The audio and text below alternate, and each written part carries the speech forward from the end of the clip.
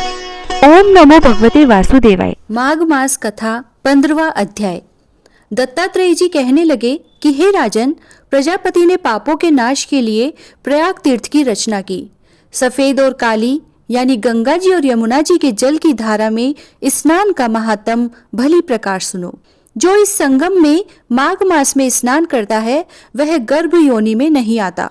भगवान विष्णु की दुर्गम माया माघ में प्रयाग तीर्थ पर सब नष्ट कर देती है। माघ मास में प्रयाग में स्नान करने से मनुष्य अच्छे भोगों को भोगकर ब्रह्मा को प्राप्त होता है। माघ मास तथा मकर के सूर्य में जो प्रयाग में स्नान करता है उसके पुण्यों की गिनती चित्रगुप्त भी नहीं कर सकते। 100 वर्ष तक निराहार रहकर जो पुण्य प्राप्त होता है वही फल माघ मास में 3 दिन प्रयाग में स्नान करने से होता है। जो फल 100 वर्ष तक निराहार रहकर जो पुण्य प्राप्त होता है वही फल माघ मास में 3 दिन प्रयाग में स्नान करने से होता है। जो फल 100 वर्ष तक योगाभ्यास करने से मिलता है। जैसे सर्प पुरानी कैंचुली को छोड़कर नया रूप ग्रहण कर लेता है, वैसे ही माघ मास में स्नान करने से मनुष्य पापों को छोड़कर स्वर्ग को प्राप्त होता है। परंतु गंगा यमुना के संगम में स्नान करने से हजारों गुना फल मिलता है।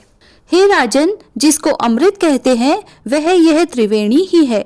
ब्रह्मा, शिव, रुद्र, आदित्य, मरुतगण, गंधर्व, लोकपाल, यक्ष, गुहाक, किन्नर, अणिमादि गुणों से सिद्ध तत्वज्ञानी ब्रह्माणी, पार्वती, लक्ष्मी, शची, नैना, दीति, अदिति, संपूर्ण देव पत्नियां तथा नागों की स्त्रियों घृतांची, मेनका, उर्वशी, रंभा, तिलोत्मा, अप्सरागण और सब पितृ मनुष्यगण, कलयुग में गुप्त और सतयुग आदि में प्रत्यक्ष सब देवता माघ मास में स्नान करने के लिए आते हैं। इन दिनों माघ मास में प्रयाग में स्नान करने से जो फल मिलता है वह ईश्वर ही कह सकता है, मनुष्य में कहने की शक्ति नहीं है।